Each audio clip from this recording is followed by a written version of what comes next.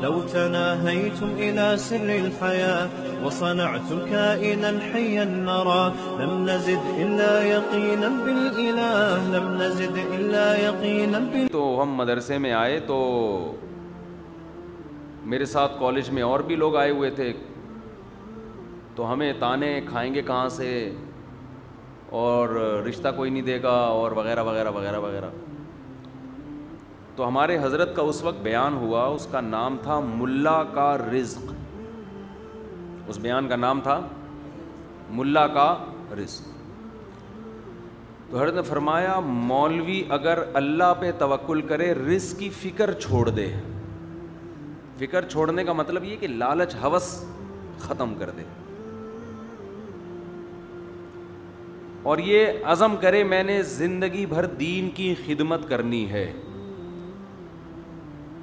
مخلوق کے سامنے ہاتھ نہیں پھیلانا ہے, مخلوق کے سامنے زبان کو ٹیڑھا نہیں کرنا ہے. تو حضرت نے فرمایا رزق ٹکریں مارتا ہوا آتا ہے, آپ آگے آگے اور رزق آپ کے پیچھے پیچھے. اس وقت حضرت کی بات کا مطلب ہمیں سمجھ میں نہیں آیا تھا. اب جب پیٹ خراب ہوتا ہے نا دعوتوں میں, تو اب وہ مطلب سمجھ میں آ رہا ہے. اب تو میں لوگوں سے کہتا ہوں کھلانے سے پہلے ہاضمے کی 2-4 گولیوں کا انتظام. کارمینہ کھاتے ہوئے شرم آ رہی ہوتی ہے, حقیقت ہے. لوگ کہتے ہیں پتہ نہیں یار کیا ہو گیا. اب یہی ہے کہ ڈھیٹ پنے پہ آنا پڑے گا. اچھا خیر, جو اصل ٹاپک ہے وہ رہ نہ جائے کرنے کی. تو میں یہ عرض کر رہا تھا کہ دیکھیں, اگر کوئی پیشنٹ, کوئی مریض کسی ڈاکٹر کے پاس جاتا ہے اور اس کا مسئلہ ہے پیٹ کا, اس پیٹ کی وجہ سے دائیں بائیں درجنوں مسائل کھڑے ہو رہے ہیں, تو ڈاکٹر اسے کیا کہے گا, بھائی پیٹ کو کیا کرو, صحیح کرو, پیٹ کی دوا دے گا اس کو. آپ دوبارہ گئے, پھر پیٹ کی دوا دے گا, کہہ رہے پہلے اس کو تو ٹھیک کرو, تم تو جو کھا رہے ہو ہضم ہی نہیں ہو رہا, تمہیں تو کوئی میڈیسن بھی دیں گے وہ بھی کم وقت ہضم نہیں ہو رہی. آپ کو یار یہ ڈاکٹر ایک ہی ٹاپک لے کے بیٹھا ہوتا ہے. یا آپ شوگر کے مریض ہیں, اس سے زیادہ آسان, شوگر ہی کنٹرول نہیں ہو رہی, تو ڈاکٹر کس کو فوکس کرے گا, شوگر کو, بشرطے کہ اس کو پیشنٹ کے بارے میں پتا ہے کہ اس کم وقت معذرت کے ساتھ اس کو شوگر ہے, کم وقت کہہ رہا ہوں میں اس کو بیچارے کو, اس کو کیا ہے, شوگر ہے, اس کو پتہ ہی نہیں اس کو ہے کیا. اب وہ میڈیکل سائنس کی کتابیں دیکھ کے آپ کا علاج کر رہا ہے کہ میڈیکل سائنس یہ کہتی ہے کہ صبح ناشتے میں یہ کھانا چاہیے, دوپہر یہ کھانا چاہیے, رات یہ کھانا چاہیے, اور کھجور کے یہ فائدے ہیں, اور کیلے کے یہ فائدے ہیں, اور وغیرہ وغیرہ کے یہ فائدے ہیں.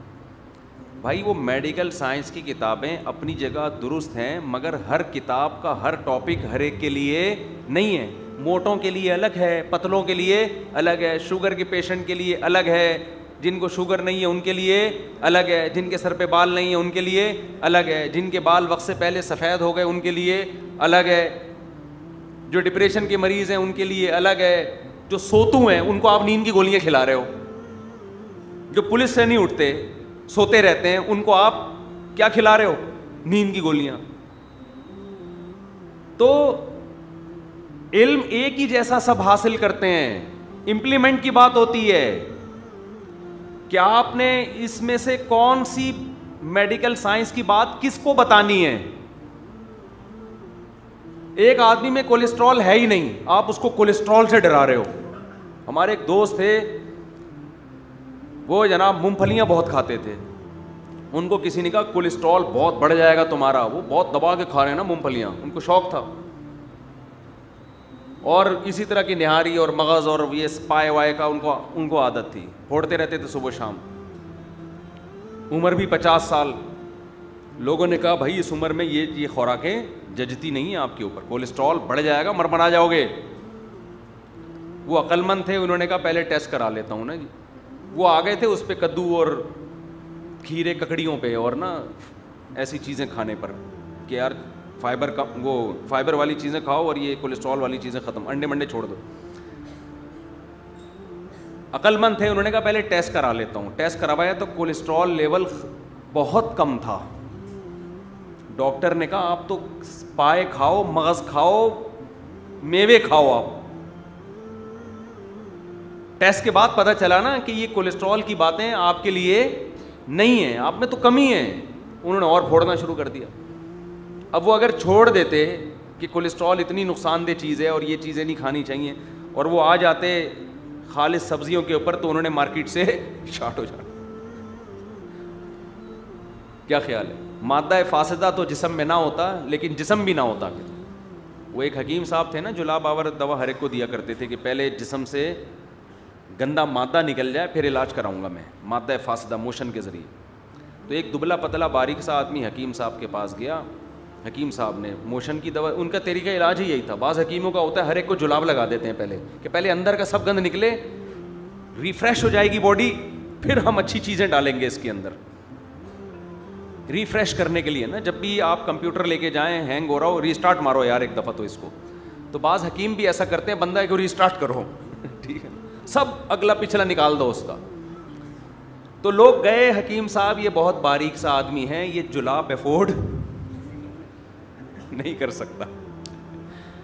حکیم صاحب نے کہا دیکھو مادہ فاسدہ کا نکلنا بہت ضروری ہے. یہ جو بیمار ہوا ہے نا اندر مادہ فاسدہ ہے, جب تک یہ فاسد مادے جسم سے نہیں نکلیں گے ٹھیک نہیں ہوگا بندہ.